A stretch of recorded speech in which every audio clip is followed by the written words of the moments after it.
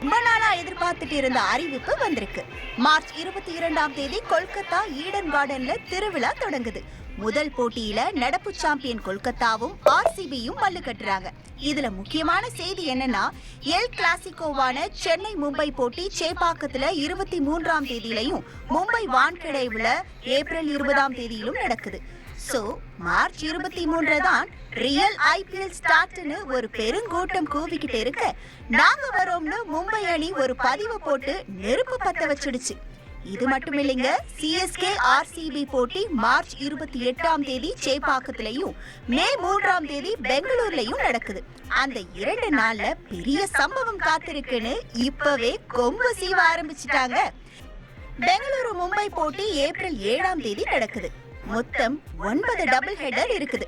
2 மாசம் நடக்கும் இந்த பெருவிழா மே 25ஆம் தேதி கொல்கத்தாவில் முடியுது.